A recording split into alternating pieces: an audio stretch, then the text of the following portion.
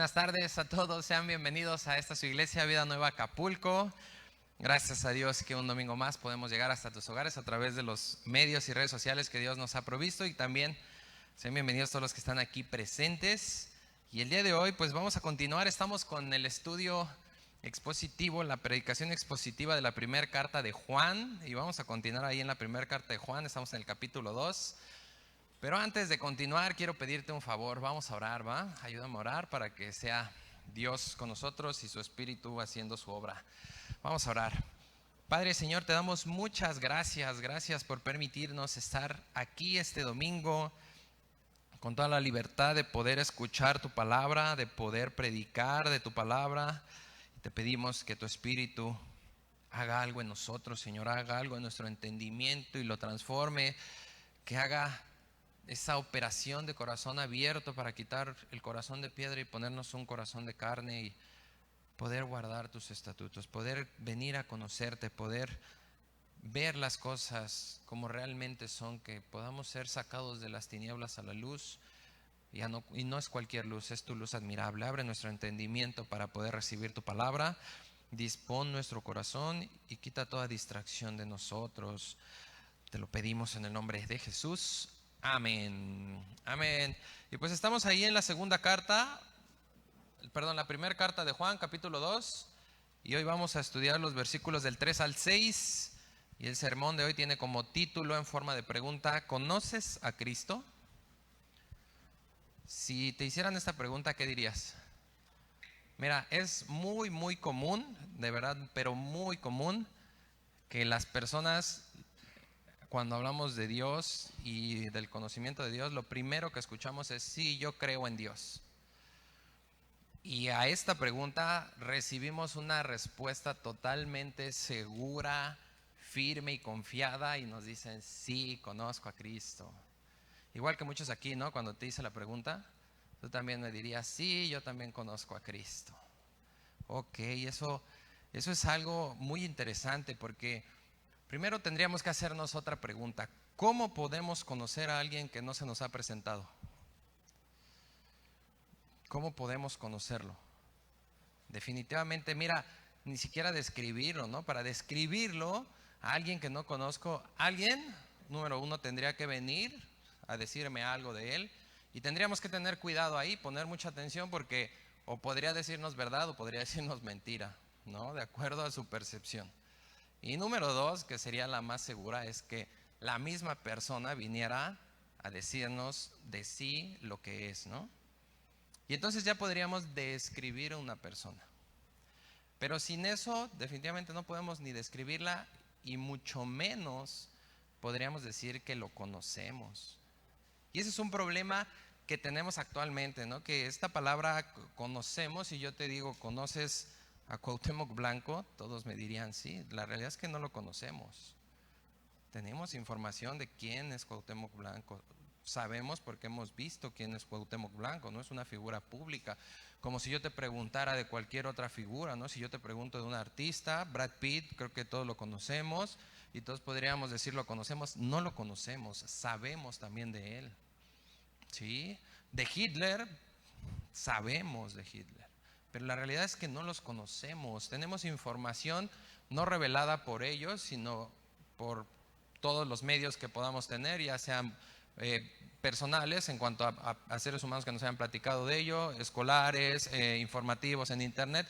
Pero esa es la realidad. Lo que tenemos es información, pero no sabemos realmente con certeza cómo era esa persona, cómo se desarrollaba esa persona, cómo le gustaba comer, qué le gustaba jugar. O sea, tendríamos que tener muchísimo más cosas, no solo informativas, sino experimentales, para poder decir: yo lo conozco.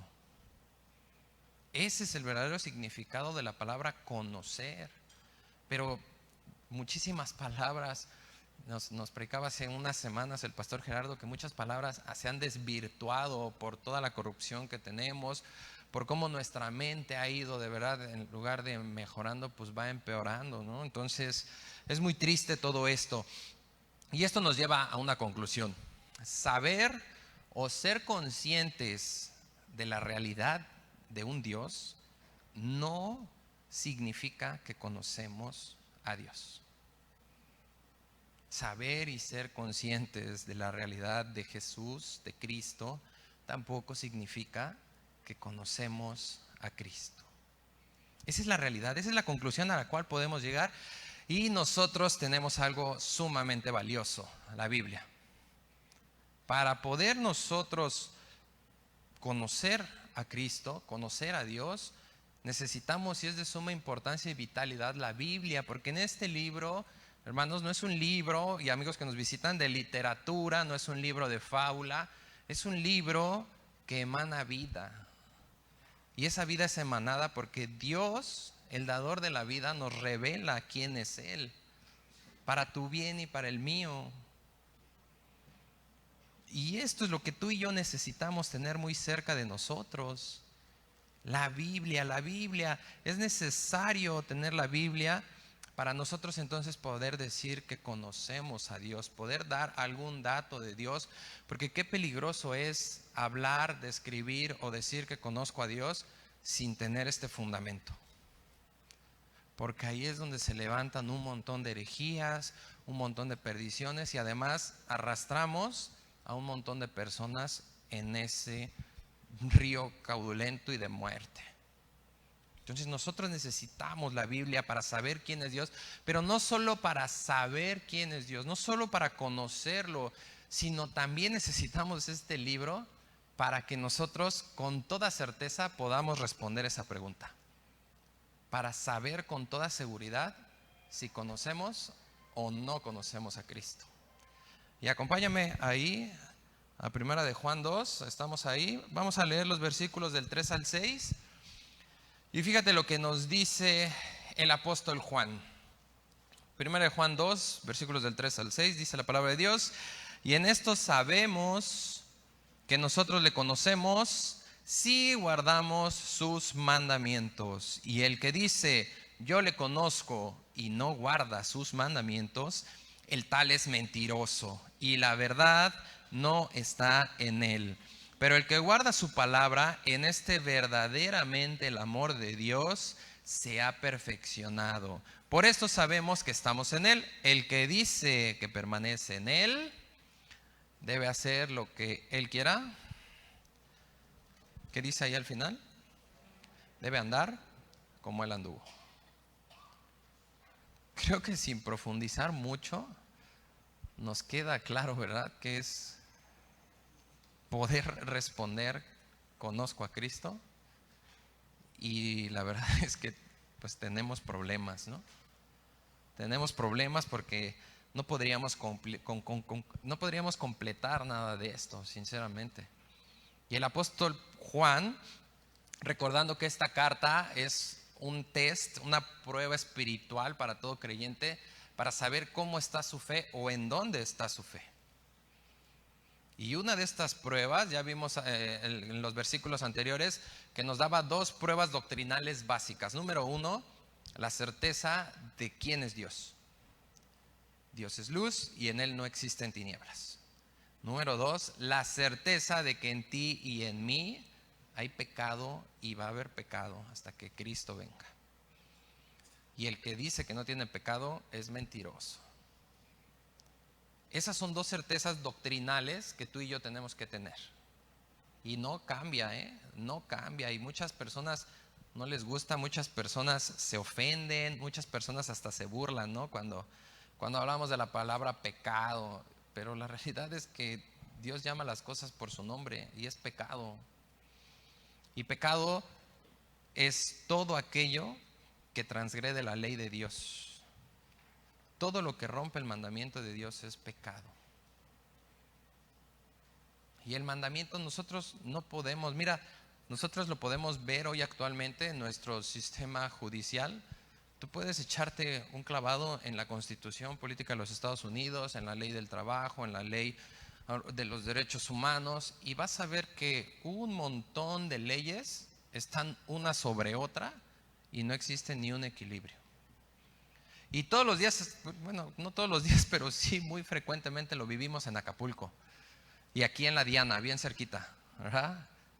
El derecho de expresión pasa por encima de mi derecho de libertad, de mi derecho de trabajo, de mi derecho de ser humano también. Y entonces, como hay derecho y libertad de expresión, a mí que me importa pararle el trabajo a alguien, a mí que me importa frenar una ambulancia y que alguien se muera, a mí no me importa porque yo tengo mi derecho y está sobre cualquier otro derecho.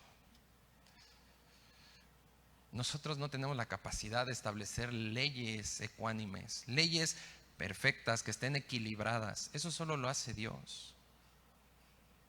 Eso solo lo hace Dios. Y nuestra ley, e incluso la misma ley de Dios, lo único que hace no es regular las cosas. Los judíos pensaban y esperaban que la ley dada por Dios lo que iba a hacer era hacer una regulación moral en todo el pueblo. Y entonces, por tener la ley de forma moral, el pueblo iba a venir a disminuir el pecado porque ya había algo que estipular. Pero la Biblia nos dice por el apóstol Pablo claramente que esa no era la función de la ley. La ley se dio para que abundara el pecado, para exhibirnos a ti y a mí que no hacemos lo que Dios nos pide que hacemos, que estamos totalmente fuera de lo que Dios establece como bueno. Y eso es lo que la ley hace. Eso es lo que verdaderamente la ley enseña, encierra todo bajo pecado. Y además de eso, la ley es perfecta, es buena. También lo dice Pablo en Romanos 7, que la ley es buena, no tiene nada de malo, es perfecta. La ley manifiesta la gloria de Dios, manifiesta el carácter de Dios. Por eso es que Moisés resplandecía cuando bajó de recibir las tablas, no por la ley. La ley no hace resplandecer a nadie. Lo que hace resplandecer el rostro de Moisés es la gloria manifestada a través de las tablas de la ley en Moisés. Y entonces esto es sumamente importante para nosotros, porque de verdad tenemos que entender que los parámetros que Dios nos da a través de su palabra es la verdad. Y por eso el mismo Jesús nos dice: yo soy la verdad. Nadie más en esta humanidad, en este mundo, en toda la historia, absolutamente nadie se ha atrevido a decir eso. Yo soy la verdad. Y solo una la verdad, no existen más verdades, no hay verdades subjetivas como hoy te lo muestran. Tú tienes tu verdad y yo mi verdad, porque la verdad depende de criterios y de puntos de vista y de dónde tú estás y de dónde yo estoy. Yo estoy viendo, el ejemplo de la verdad subjetiva es esto: yo estoy viendo el púlpito aquí atrás y yo veo directamente y claramente la botella de agua, pero tú que estás allá la ves borrosa. Entonces mi verdad es que está clara y tu verdad es que está borrosa, y las dos son verdades y las dos son aceptadas. Ese es un ejemplo de una verdad subjetiva, que cada quien tiene su punto de vista y cada quien lo está viendo como quiere. Pero Dios dice: momento, no, la verdad es una y es Jesús. Esa es la verdad. Y aquí es donde Juan, basado en eso, no en sus pensamientos, no en sus interpretaciones de la ley, sino en lo que es Cristo, viene y nos escribe estas pruebas tan claras. Y nos dice, empieza diciendo ahí, fíjate, versículo 3, empieza con esta frase. De verdad a mí me gusta mucho apuntar estas frases, porque luego creemos que pues como que no tiene mucho caso poner atención a esto. Mira, te lo vuelvo a repetir: no existe una sola palabra en la Biblia que esté puesta nada más porque sobró. Todas y cada una de las palabras que están en la Biblia tienen un significado que nos va a ayudar. Y al principio dice Juan, versículo 3, y en esto. Aquí Juan lo que está haciendo es que nos está diciendo: no existe absolutamente nada más que esto. ¿Quieres saber si conoces a Jesús? No vayas a buscar a ningún lado, solo en esto. Eso significa esa frase. Y en esto nos apunta a esa única evidencia, y Juan la afirma y la cierra con la siguiente palabra: y en esto sabemos. Esa palabra sabemos le da la certeza absoluta de que esto es así. Esa palabra sabemos en griego es ginosko, con G y K, ginosko. Y significa estar tomando conocimiento, venir a saber, reconocer, percibir, entender totalmente. Estamos hablando de conocimiento por experiencia y observación. Y esa idea de conocer totalmente no quiere decir que es un conocimiento absoluto en donde ya lo sé todo y no necesito nada más. No, no es por ahí, no da esa idea. El conocimiento, el entendimiento total es que ese entendimiento está completamente en mí, que lo tengo bien agarrado, que tengo la seguridad de que ya sé lo que dice. Es eso, es ese entendimiento. Tener la seguridad de que sé realmente que esto es verdad y que está en mi corazón escrito que es verdad. ¿Tenemos esa certeza cuando abrimos la Biblia? ¿O venimos a nosotros ver cómo acomodamos la Biblia? Esa es una práctica muy común en estos tiempos, hermanos, aún en cristianos. Existe algo que se llama exégesis. La exégesis es el proceso de interpretación adecuado del mensaje de la Biblia. Y la exégesis nos dice que nosotros entramos en la Biblia para sacar el mensaje de la Biblia. Pero existe otro proceso que es el que hoy tristemente está llenando las iglesias, que no es la exégesis, se llama eisegesis. Y la eisegesis, hermanos y amigos que nos visitan, no es venir a sacar de la Biblia. La eisegesis es imponerle a la Biblia lo que yo quiero que diga. Eso es la eisegesis. Y tristemente muchos venimos y leemos y decimos, esto es así. Y a mí no me importa qué diga un pastor, a mí no me importa qué diga un maestro, a mí no me importa qué diga quien diga, yo creo que esto es así y esto es así porque es mi eisegesis. Esto yo le impongo. Cuando la enseñanza es clara, hermanos, no tengamos mayor estatus de nosotros mismos. No pensemos más allá de lo que realmente somos, sino veamos a los demás como mayores a nosotros mismos. Tú eres miembro de un cuerpo, seas maestro, seas pastor, seas lo que seas dentro de la función y el ministerio de la iglesia, tú necesitas de los demás. No dejas de ser oveja, tú eres una oveja. El único que puede tener el conocimiento completo, absoluto y total, y nadie podría debatir con él, es Cristo. Y tú ni yo somos Cristo. Yo tengo errores, por supuesto que tengo errores, y si supiera cuáles fueran mis errores, pues trataría de cambiarlos.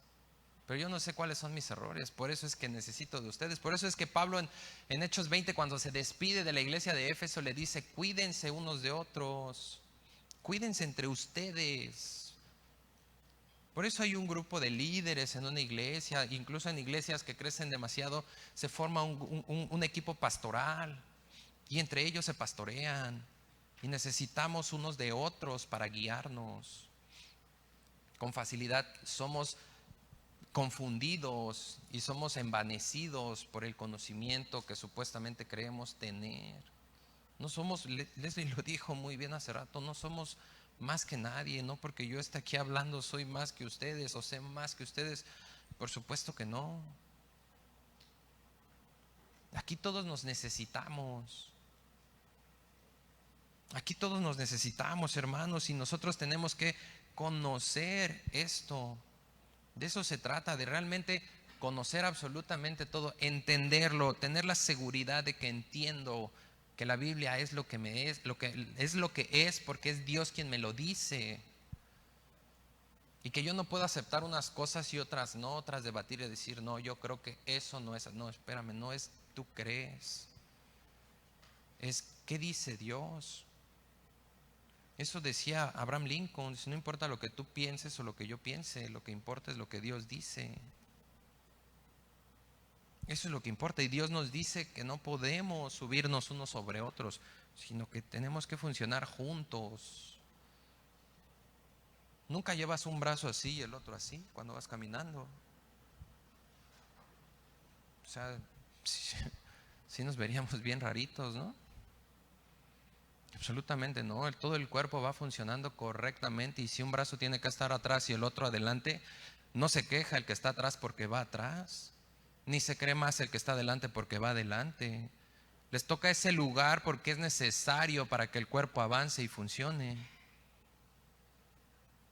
Es eso, es simplemente la posición que te tocó por el movimiento.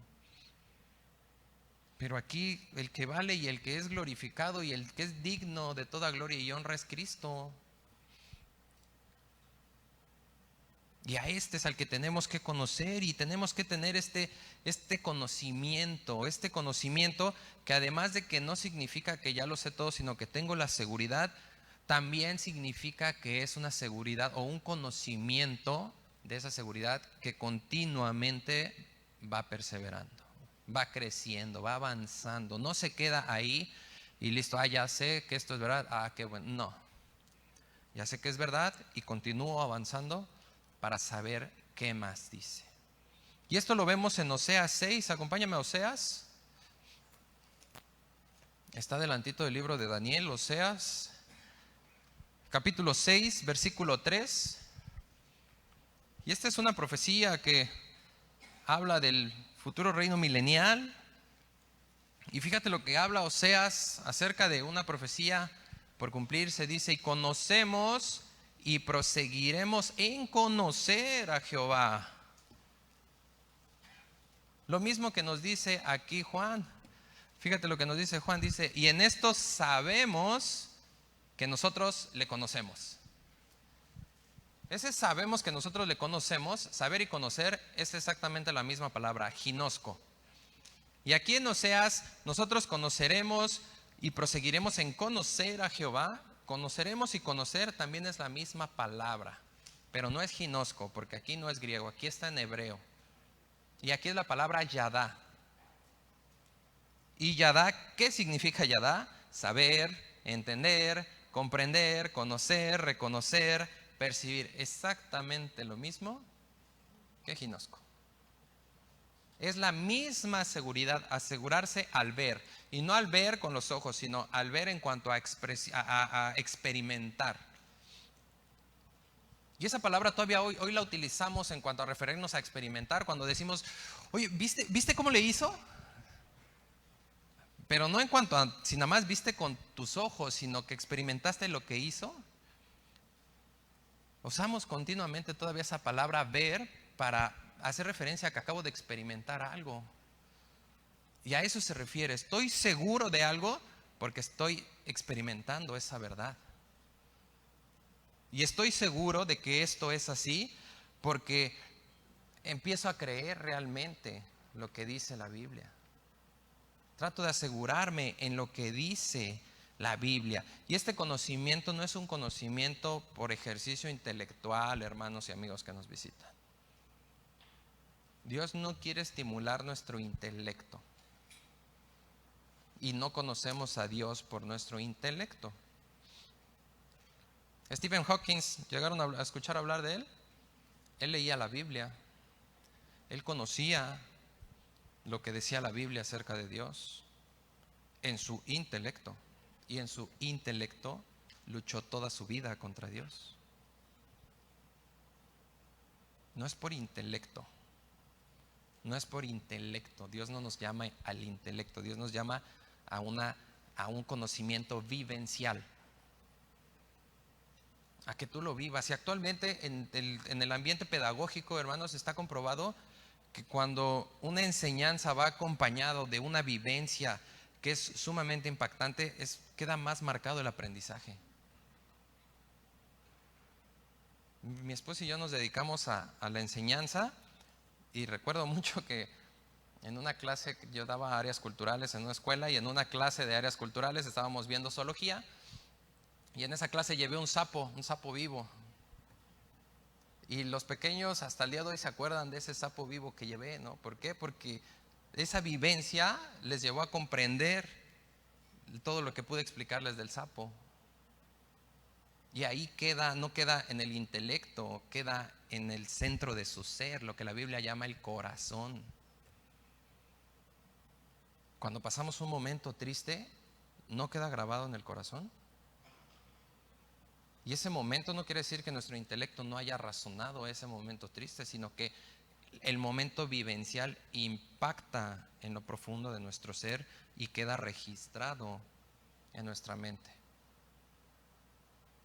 Y eso es la forma en la que Dios quiere que nosotros trabajemos, porque nuestra mente es vana, nuestro pensamiento está corrompido, nuestro pensamiento no es un buen pensamiento. Y Dios quiere ayudarnos a mejorar el pensamiento, pero no a través del pensamiento, sino a través del interior de nuestro ser. Dios quiere que conozcamos, que realmente le conocemos. Eso es lo que quiere Dios. Y entonces cuando yo entiendo esto, pues puedo tener la seguridad de que realmente he recibido salvación de Cristo, porque si conozco a Cristo, sé que es un Salvador, ¿verdad? Y sé que ofrece salvación, porque sé que soy pecador y sé que no tengo cómo alcanzar salvación. ¿Sí? Y es ese saber con seguridad en nuestro interior que puedo venir a Él para entonces recibir salvación y que esa salvación me lleve a una correcta relación con Él y entonces poder conocerle, poder conocer a Cristo por lo que Él es. ¿Sí? Y esto es lo que hace Juan en esta carta al permitirnos evaluar y testear nuestra fe. ¿Y cuál es el resultado? Bueno, aquí tenemos otro sí condicional. ¿Te acuerdas qué es el sí condicional? El sí condicional es el que sujeta una oración subordinada a la oración principal, ¿sí? Y en este caso la oración principal es esto: si guardamos sus mandamientos. Versículo 3. Esa es la oración principal. En eso quiere la palabra de Dios que nos enfoquemos, en guardar sus mandamientos. Si guardas sus mandamientos, ¿cuál es el resultado? El resultado es que conoces a Cristo. Si guardas sus mandamientos. ¿Qué es guardar sus mandamientos? La palabra guardar significa, en el griego significa hasta atesorar para uno mismo. La Biblia no se guarda en el cajón sin que nadie la vea, la raye o algo así. Mire, cuando yo me convertí, recuerdo mucho esas palabras que me dio la Paz Yoli, porque cuando yo me convertí, compré mi primer Biblia, una Biblia de estudio. Entonces cuando la compré, pues la Paz estaba ahí en la biblioteca y me da mi Biblia. Y yo no la quería ni sacar de la caja, ¿no? Mi Biblia así, casi me ponía guantes, ¿no? Para no ensuciarla. Y al siguiente domingo me ve la Paz con mi Biblia y me dice: mira, Carlos, la Biblia es para que la rayes, es para que se vea que la trabajas, para que se vea que estás estudiando. Este es tu material de estudio y se tiene que ver que estás estudiando. O sea, yo estaba guardando la palabra de Dios, pero no era como Dios quería que guardara la palabra de Dios, sino a través de la Paz me enseñó, y a través del pastor, a través de toda la enseñanza que se nos ha dado, se nos ha enseñado que esta es la Biblia de estudio. No es porque tenga comentarios. La Biblia de estudio es porque está marcada y se puede dar una evidencia de por dónde has pasado en esa Biblia, de las anotaciones que has hecho, de lo que Dios te ha mostrado en eso. Por eso es una Biblia de estudio, porque realmente la ocupas para eso. Y entonces cuando yo tengo esto realmente, cuando yo doy este paso y cuando yo estoy pegado a la Biblia, yo vengo a conocer, vengo a recibir esa seguridad de lo que dice la Biblia, para entonces poder dar evidencias. Voy a dar dos evidencias, una es objetiva y otra es subjetiva. La objetiva es todo lo que es externo a mí, y la subjetiva es todo lo que es dentro de mí. No puede haber una sin la otra. En tu vida cristiana no puede haber evidencias objetivas solamente sin que haya subjetivas. No puede haber algo que yo haga afuera sin que exista algo aquí adentro. Y tampoco puede al revés. No puede haber nada afuera y decir que hay algo aquí adentro. No puede. No, es que no entiendo mucho, Carlos. Bueno, acompáñame a Santiago. Santiago 2. Y fíjate lo que nos dice Santiago 2, los versículos del 14 al 19. Dice así: hermanos míos, Santiago hablando, cuando decimos hermanos míos, ¿para quiénes? Creyentes, así es. Santiago nos dice: hermanos míos, ¿de qué aprovecharía o de qué aprovechará si alguno dice que tiene fe y no tiene obras? ¿Podrá la fe salvarle? Y si un hermano o una hermana están desnudos y tienen necesidad del mantenimiento de cada día, y alguno de ustedes le dice: ve en paz, caliéntate y sáciate, pero no les das las cosas que son necesarias para el cuerpo, ¿de qué aprovecha? Así también la fe, si no tiene obras, está muerta en sí misma. Pero alguno dirá: tú tienes fe y yo tengo obras. Muéstrame tu fe sin tus obras y yo te mostraré mi fe por mis obras. ¿Tú crees que Dios es uno? Bien haces. También los demonios creen y tiemblan. Qué impresionante es esta parte, cómo cierra Santiago. Santiago dice: ¿tú crees que Dios es uno? O sea, ¿tú crees en Dios? Haces bien. Hasta aquí vas bien, dice Santiago. Hasta este punto que tú creas en Dios, vas bien. Pero, ¿sabes qué? Hasta ese punto también están los demonios. Y no avanzan de ahí igual que tú. Entonces, esa no es fe. El que tú creas que Dios está ahí en el cielo no quiere decir que conoces a Dios o que tienes una relación con Dios o que eres hijo de Dios. Los demonios tienen también esa fe y ellos no son salvos, ellos van condenación al infierno seguro, no va a cambiar eso para ellos. Y por eso es que Santiago, reforzando lo que nos dice Juan acerca de si conoces a Dios, guarda sus mandamientos, Santiago nos dice lo mismo. O sea, no puedes decirme que tu fe es solamente subjetiva sin que haya algo objetivo en tu vida. Ok, dices que tienes fe y viene alguien y Dios te bendiga y te das la vuelta y te vas. No porque no se valga, o sea, a lo mejor es lo único que tienes en ese momento, como Pedro tenía. ¿Se acuerdan cuando estaba ahí el mendigo en la entrada del templo? Y dame, ¿qué le dijo Pedro? No traigo, pero de lo que tengo te doy, y lo sanó. No vayas a querer salir a sanar a todos porque no funciona así. Pero sí dales palabra, porque eso no sana, eso trae de muerte a vida. Y si tienes oportunidad de darles palabra de Dios, comparte el evangelio.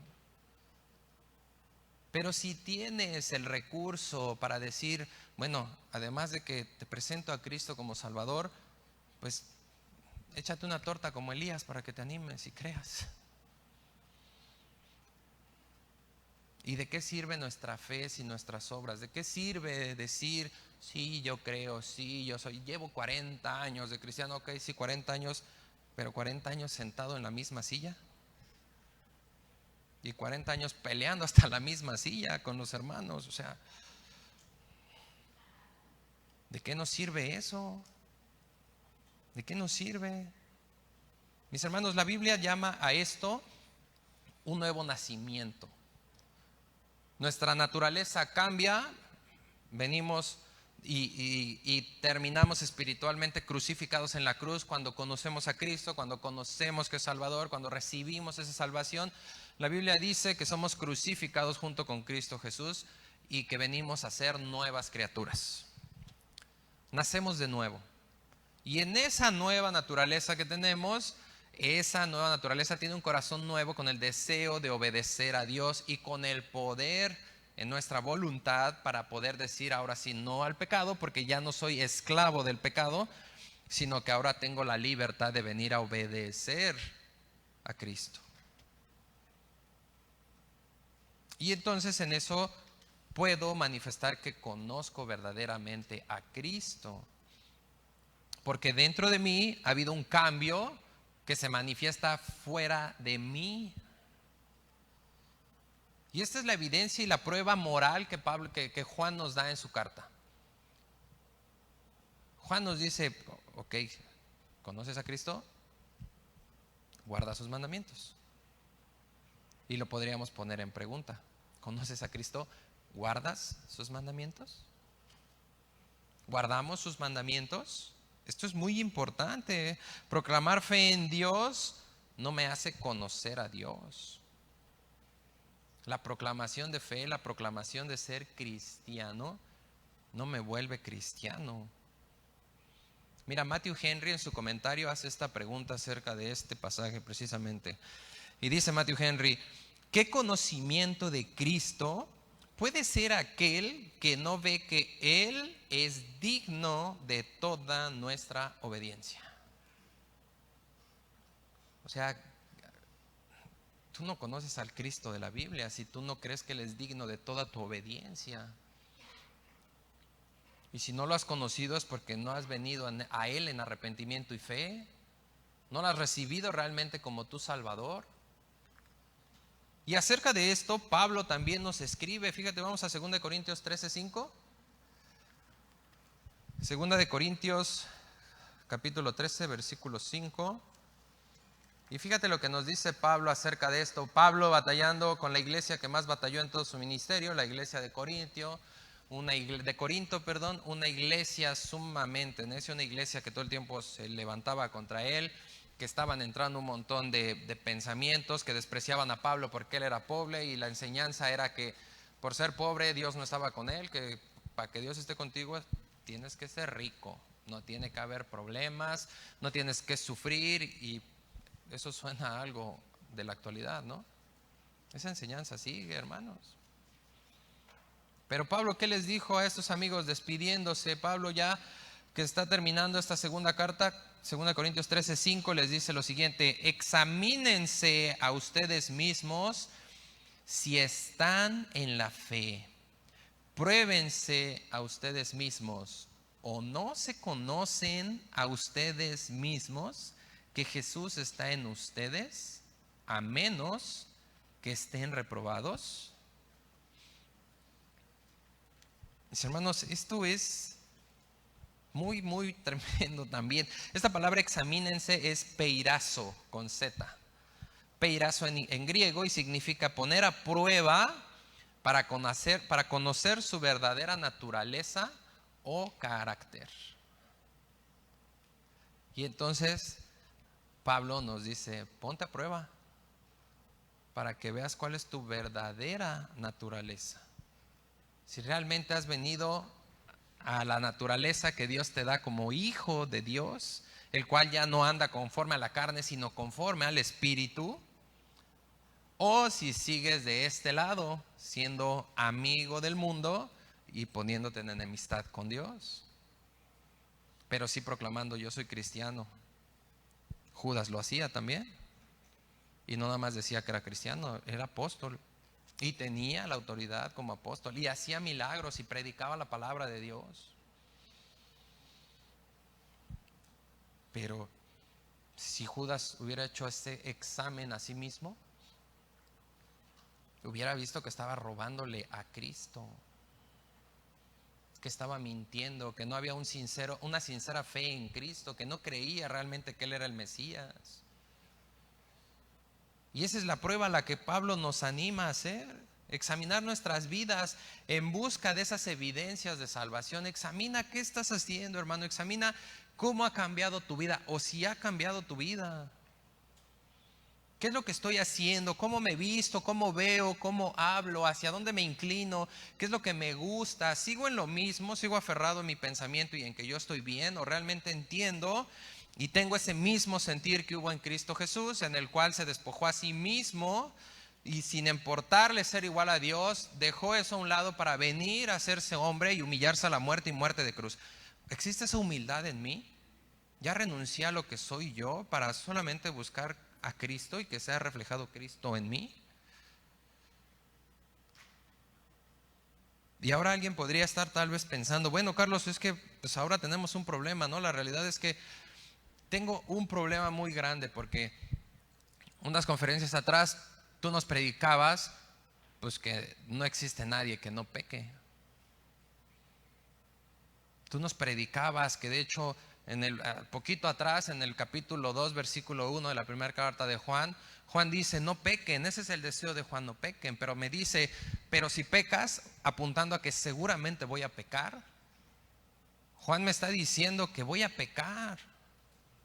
Juan me está diciendo que no voy a guardar los mandamientos y que si yo digo que los guardo completamente soy mentiroso, pero ahora me está diciendo guárdalos. Si me conoces, tienes que guardarlos. ¿Cómo se media todo eso? ¿Cómo desenredamos esa confusión ahora? Bueno, acompáñame a Romanos 7. Fíjate lo que nos dice Pablo en Romanos 7. Pablo aquí en esta carta, un teólogo consumado, un apóstol ya que se calcula que llevaba unos 25 años ya de ministerio, sembrador de iglesias, un pastor por excelencia, la persona que escribe la mayor parte de las cartas del Nuevo Testamento, una persona que la Biblia lo describe con todos los dones dados por Dios, alguien sumamente sobresaliente, un apóstol que incluso tuvo que venir a reprender a Pedro cuando estaba equivocado Pedro. Y Pedro al final en su carta lo agradece diciendo que es su amado hermano. Y fíjate lo que nos dice aquí Pablo, este cristiano ejemplar que muchos tenemos como ejemplo, capítulo 7, y vamos a leer desde el 14. Desde el 15. Porque lo que hago no lo entiendo. Pues no hago lo que quiero, sino lo que aborrezco, eso hago. Y si lo que no quiero, eso hago, apruebo que la ley es buena. De manera que ya no soy yo quien hace aquello, sino el pecado que mora en mí. Y yo sé que en mí, esto es, en mi carne, no mora el bien, porque el querer el bien está en mí, pero no el hacerlo. Porque no hago el bien que quiero, sino el mal que no quiero, eso hago. Y si hago lo que no quiero, ya no lo hago yo, sino el pecado que mora en mí. ¿Qué moraba dentro de Pablo? El pecado. Pero también la Biblia dice que el que cree viene a ser morada, ¿quién dentro de él? El Espíritu. Pero no nada más el Espíritu, también dice Jesús que el Padre y Él mismo van a venir a morar dentro de nosotros. Entonces, ¿quién mora en nosotros? ¿Quién mora en nosotros? Los dos. Los dos moran en nosotros.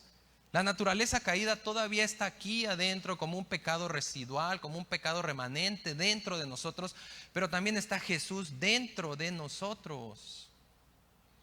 Y eso es lo que cambia todo, hermanos, y eso es por lo cual Juan me dice, conoces a Dios, guarda sus mandamientos. Y por eso después me dice en el del versículo 5, del 4 al 5, me dice, el que no guarda sus mandamientos es mentiroso. Tú no puedes decir conozco a Dios y no guardar sus mandamientos si eres mentiroso. ¿Por qué? ¿Cuál es la diferencia, Carlos? Bueno, la diferencia es que cuando Cristo mora en mí, porque yo he venido a conocerlo, tengo el poder para resistir contra el pecado. Y no solo resistir contra el pecado, sino que en mi corazón existe una convicción y una intención y una alineación de mi corazón a ser perfecto como Cristo fue perfecto en obediencia. Ahora, ¿nadie puede hacerlo así? Por supuesto que no. Y por eso es que Pablo se duele. Porque dice, yo quiero ser eso que desea Cristo que sea. Yo quiero hacer ese bien que Cristo quiere que yo haga. Pero me encuentro otra ley, me encuentro que aquí arriba tengo el deseo, pero aquí en mi carne no está ese deseo.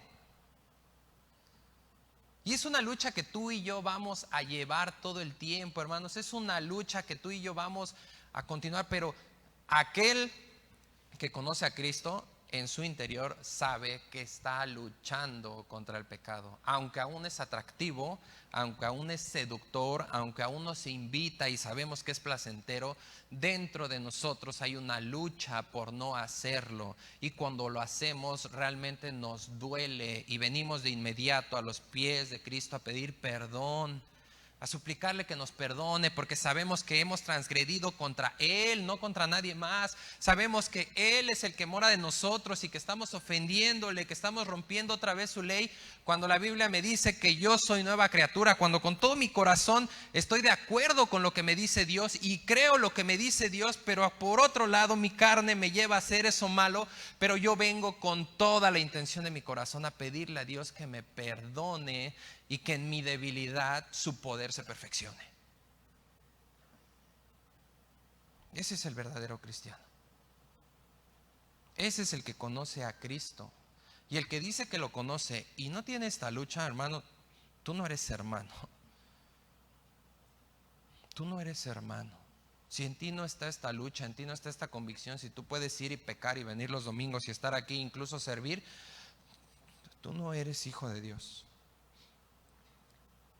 Y aquí te invito a lo que Pablo nos invita en la segunda carta a los Corintios, capítulo 13, versículo 5. Examínate a ti mismo si estás en la fe. Y si tu vida no está cambiando, si no hay una manifestación de que una fe salvífica por el conocimiento de Cristo, porque yo sé que Cristo murió por mí y que por esa muerte yo soy perdonado y que soy liberado del pecado y que la justicia de Cristo ha puesto a mi favor y que mi pecado ha sido cargado en Cristo y que ahora puedo ir en contra de todo eso y cambiar mi forma de pensar y me puedo llenar del Espíritu para que Él sea el que me gobierne, pero yo no hago nada de eso, a mí no me interesa eso, ni siquiera sé eso. Hay que examinarnos. Es una pregunta que aprendí del pastor y que se me quedó siempre en la mente porque a mí me ayudó a venir a buscar realmente a Dios y a examinarme. Y es una pregunta que tú deberías hacerte y que incluso la he llegado a hacer en consejerías. ¿Realmente eres cristiano? ¿Verdaderamente eres cristiano? ¿Verdaderamente está pasando esto en nuestra vida?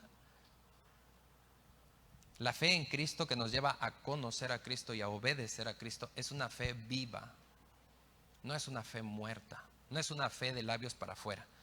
Es una fe que viene y cambia tu corazón. Y el corazón hace referencia, te repito, a todo tu interior. Cambia tu entendimiento, transforma cómo veías las cosas y ahora ves las cosas como Dios las ve. Hoy puedes ver lo terrible que es la enseñanza educativa hacia los niños. Hoy puedes ver lo terrible que es la ideología de género. Hoy puedes ver lo terrible que es el aborto. Hoy puedes ver lo terrible que es voltear a ver a un hombre o a una mujer que no sean tuyos.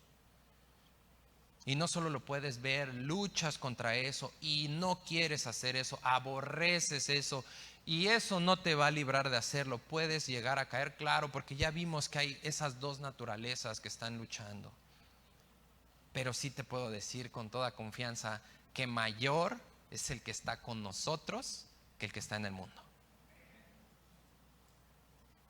Pero eso solo lo tiene, esa seguridad solo la tiene un cristiano, hermanos. Y por eso es que Pedro en su carta, en la carta de Pedro, segunda carta de Pedro, capítulo 1, versículo 10, nos exhorta, nos manda a hacer mucho más firme nuestra vocación. Y con diligencia, nos llama que con diligencia hagamos firme nuestra vocación. La doctrina de la seguridad de la salvación, de la preservación, de la perseverancia de los santos, hermanos, es algo que tú y yo tenemos que tener claro y es algo que tú y yo tenemos que buscar. No llega por sí sola, soy hijo, amén, ya me voy a acostar. No, Pablo mismo lo decía en Filipenses 3, yo no pretendo haber alcanzado ni pretendo haber sido perfecto, pero una cosa hago, olvido todo lo que está atrás y prosigo a la meta, al premio del supremo llamamiento en Cristo Jesús. Nadie es perfecto. Nadie es perfecto. Nadie va a alcanzar ese desempeño perfecto. Absolutamente nadie. Pero sí podemos alinearnos, y con esto termino, para hacer lo que nos dice el versículo 6, primera de Juan 2:6. El que dice que permanece en él debe andar como él anduvo. Que tu objetivo, hermano y hermana, sea caminar ese camino por el cual caminó Cristo. Y Cristo no caminó un camino de empresas exitosas. de abundancia económica, de aprobación social por todos, de aplausos, de porras, de reconocimiento. No, Cristo caminó un camino de desprecio, un camino en el cual no tuvo dónde recargar su cabeza, un camino en el cual recibió golpes, escupitajos, insultos, maltratos, un camino en el cual llegó a la cruz para morir, para derramar toda su sangre, para recibir la ira de Dios. Pero ese sentir que lo llevó ahí es lo que lo puso con un nombre sobre todo nombre. Es lo que lo hizo que Dios lo exaltara hasta lo sumo. Y es lo que le va a hacer que toda rodilla se doble ante Él. Y que tu camino sea ese. Caminar ese no para que se doblen las rodillas ante ti, sino para que cuando llegues ahí, la gloria que tú reflejes sea cada vez más convincente en aquellas personas que van a doblar sus rodillas ante Cristo. Necesitamos entender esto, necesitamos quedarnos con esto, hermanos. Necesitamos guardar esto. Y esto Juan no lo sacó de su mente o de su experiencia. Juan lo sacó de lo que aprendió de viva voz de Cristo. En su evangelio, en el capítulo 15, versículos 4 y 5, lo dice claramente: el que me ama, guarda mis mandamientos, y yo le amaré, y mi Padre le amará, y estaremos en él. Estas son las palabras de Cristo que Juan vivió y que Juan nos transmite a nosotros. Y hoy Juan nos llama y nos exhorta a cultivar esa relación con Cristo, hermanos, a examinarnos si realmente lo conocemos. Y amigos, si tú te das cuenta que realmente no lo conoces y hoy reconoces esa parte, hoy sabes que eso es verdad, pues hoy tienes una oportunidad para venir al único en el cual vas a poder encontrar salvación, al único que va a cambiar tu vida de muerte a vida verdadera, y aquel que te va a conceder el poder para luchar contra el pecado. Ese es Cristo, y no hay otro nombre en el cual podamos encontrar salvación. Ven a Él en arrepentimiento y fe. Vamos a orar. Dios bendito, muchas gracias. Gracias te damos por permitirnos recibir esta exhortación. Gracias porque, pues Señor, como toda prueba está comparada con una prueba médica, pues es incómoda, Señor, es molesta, es incluso dolorosa, pero es para un bien, es para saber dónde estamos y para que no estemos edificando sobre la arena, sino que podamos venir a escarbar y a buscar esa roca en la cual podamos nosotros edificar y saber que estamos en ti, porque guardamos tus mandamientos, Señor, porque nos esforzamos por andar como tú anduviste, siendo conscientes que no podremos hacerlo con la perfección que tú lo hiciste, Señor, pero sí anhelando con todo nuestro corazón hacerlo de la mejor forma, Padre. Hay angustia, pero hay un profundo y sincero deseo en nuestro corazón de así hacerlo. Estamos genuinamente convencidos, aprobamos y amamos tu ley, Señor, y queremos obedecerla, queremos obedecer tus mandamientos, queremos obedecer lo que tú nos enseñas y nos pides que hagamos. Guíanos a hacerlo correctamente, Padre. Guíanos a poder ser transformados a la medida del varón perfecto, a que nuestro entendimiento siga siendo cambiado para que nuestra conducta manifieste y dé evidencia de una fe verdadera, de una fe salvadora. Ayúdanos, Padre, a ser la iglesia que te dé gloria, que te dé honra y que refleje a Cristo en todo momento. Y si tú no conocías nada de esto, si tú no sabías que tú no conocías ni siquiera a Dios, hoy es el momento en el cual Dios te permite saber esto, y hoy es el momento en el cual puedes hacer una oración para venir a buscarle a Él, si estás convencido con todo tu corazón, si realmente has oído la palabra de Dios para recibir el mensaje y hay un deseo de cambio en ti, puedes hacerlo en una oración y le puedes decir: Dios, yo estaba perdido, yo tenía una idea totalmente equivocada y vana, y hoy me doy cuenta que no te conozco.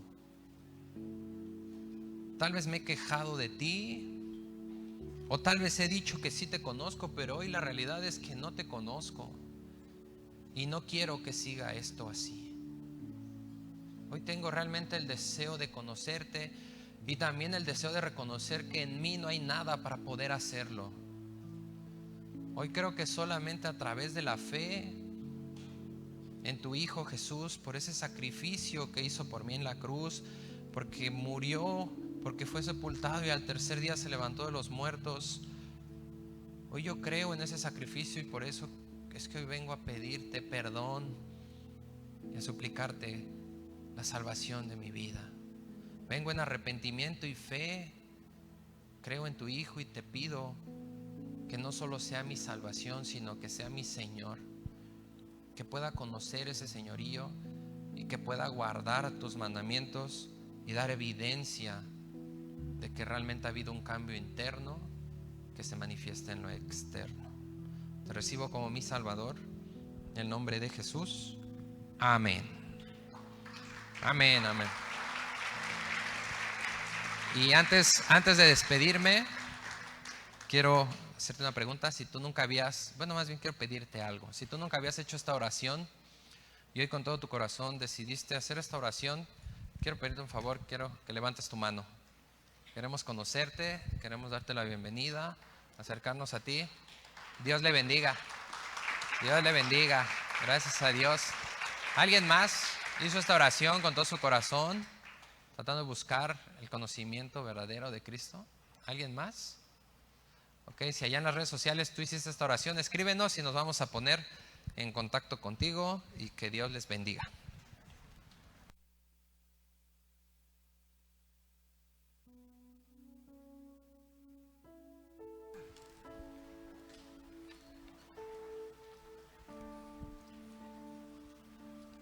Buenas tardes, iglesia, ¿cómo están? Bien. Bueno, mis hermanos, vamos a pasar a orar por los diezmos y ofrenda, pero primeramente vamos a ver una pequeña parábola. Está en Marcos 12, 41, es la ofrenda de la viuda. Dice: estando Jesús sentado delante del arca de la ofrenda, miraba cómo el pueblo echaba dinero en el arca, y muchos ricos echaban mucho. Mis hermanos, el Señor Jesús siempre está en su iglesia, es el Señor soberano y siempre está observando cómo le adoramos, cómo ofrendamos, ¿verdad? Entonces, aquí el Señor en estos momentos está aquí entre nosotros y Él está observando cómo le vamos a dar, ¿sí? Si le vamos a dar conforme a lo que nos sobra, si le vamos a dar conforme a la morralla, al cambio que traemos en nuestra bolsa, o le vamos a dar como hayamos sido prosperados, ¿sí? El versículo 42 dice: y vino una viuda pobre y echó 2 blancas, o sea, un cuadrante. Aquí la viuda no dijo: bueno, tengo dos blancas, lo voy a dar uno al Señor y otro me quedó para mí. Aquí la viuda echó todo. El Señor no quiere que le des todo, mi hermano, lo que tú ganas, ¿sí? Pero sí quiere que le des, como dice su palabra, conforme hayamos sido prosperados. Dice el versículo 43: entonces llamando a sus discípulos le dijo: de cierto os digo que esta viuda pobre echó más que todos lo que han echado en el arca. El Señor, mis hermanos, nos está juzgando. ¿Cómo le estamos dando? ¿Qué estás haciendo con las riquezas, con los bienes que Él nos ha dado? Entonces dice el 44: porque todos han echado de lo que les sobra, pero esta de su pobreza echó todo lo que tenía, todo su sustento. Mis hermanos, en verdad les exhortamos a que demos conforme hemos sido prosperados. El Señor mira con qué corazón le estamos dando para la obra de su propagación, de su evangelio. Entonces, es una responsabilidad de todos nosotros, como hijos de Dios, sostener la obra del Señor, sostener su iglesia. Y vamos a orar para que el Señor siga obrando en nuestras vidas y que el Señor nos ayude, en verdad, mis hermanos, a que Él vea en nuestros corazones esa buena disposición de dar. Dice la palabra del Señor que Dios no puede ser burlado, no puede ser engañado. Todo lo que el hombre sembrare, eso va a cosechar. Oremos, mis hermanos. Padre, en el nombre del Señor Jesucristo, te damos muchas gracias, Señor, por los bienes, por las riquezas que tú has confiado en nuestras manos. Te damos gracias, Señor, por el empleo, el negocio que tenemos, Señor. Y te damos gracias porque tú nos has hecho prosperar. Y queremos darte, Señor, conforme hemos sido prosperados, Señor, y no queremos darte lo que nos sobra, Señor. Porque tú, Señor, no recibes sobra, Señor, porque tú eres el Rey de Reyes y Señores, Señores. Señor, pon en nosotros ese corazón dispuesto para poderte dar, Señor, voluntariamente, con un corazón alegre, Señor. Y una ofrenda, Señor, que a ti te honre, Señor, que te agrade, Señor. Gracias, Padre, te damos por todo lo que nos congregamos de esta iglesia, Señor. Bendice a todos y cada uno de nosotros. Y a los que no tienen un empleo, Padre, bendícelos, Señor. Abre puertas para que ellos puedan tener también el sustento para su casa, Señor. Muchas gracias, Padre. Todo eso te lo pedimos en el nombre que hizo Jesús y te damos gracias. Amén.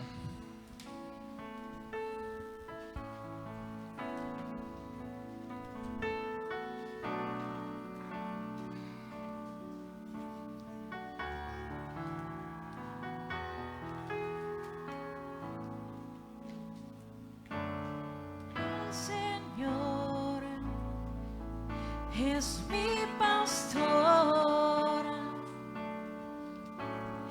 nada me faltará. El Señor es mi pastor, y en pastos delicados Él me hará descansar junto a aguas de reposo, me pastoreará, confortará mi alma, me guiará por sendas de justicia,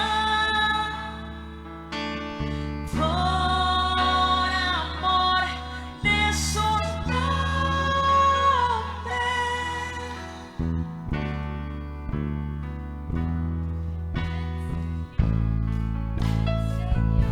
Es mi pastor, nada me faltará. El Señor es mi pastor, en pastos delicados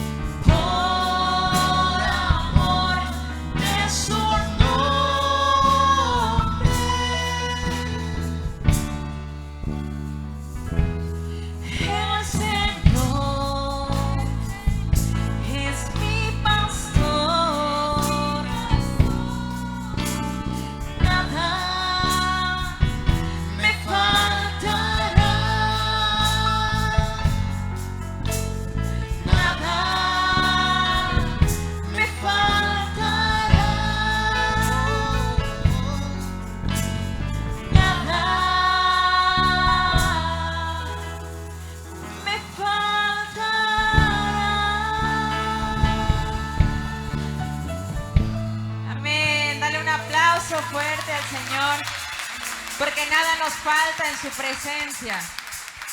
Amén. Bueno, hermanos, vamos a despedirnos como siempre, adorando, alabando a aquel que dio su vida y por él hoy somos libres porque su sangre nos ha dado la libertad. Amén, mis hermanos, gózate alabándole. Amén. Dale un aplauso fuerte si eres libre del Señor Jesús.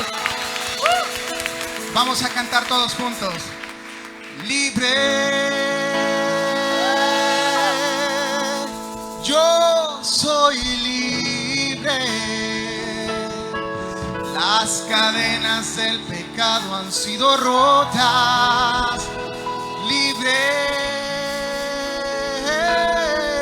yo soy libre para cantar, para danzar, para gozar.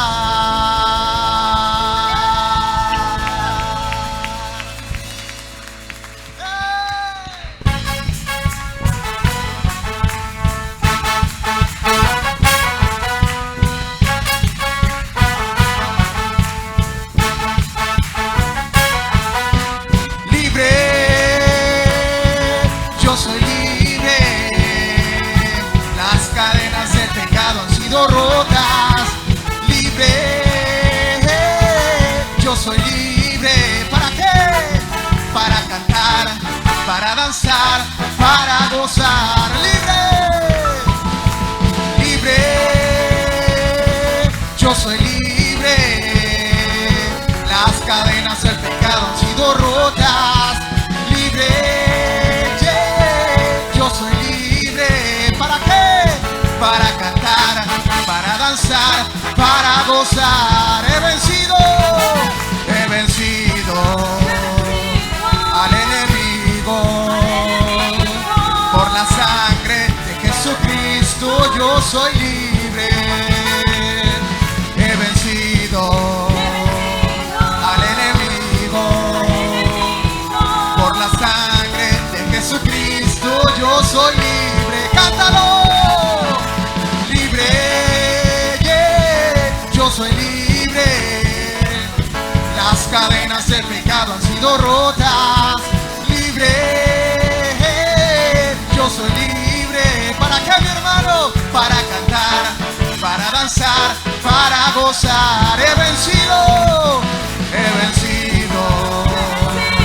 al enemigo. ¿Por quién? Por la sangre de Jesucristo yo soy libre. He vencido al enemigo. Por Jesús, por la sangre de Jesucristo yo soy libre. Libre, yo soy libre. Las cadenas del pecado han sido rotas. Libre, yo soy libre. ¿Para qué? Para cantar, para danzar, para gozar. Para cantar, para danzar, para gozar. Una vez más, dilo. Para cantar, para danzar, para gozar. Amén. Amén. Qué día tan bendecido, hermanos. Que el Señor les bendiga aún más esta semana. Y nos vemos el día jueves en nuestro tercer servicio a las 6 de la tarde.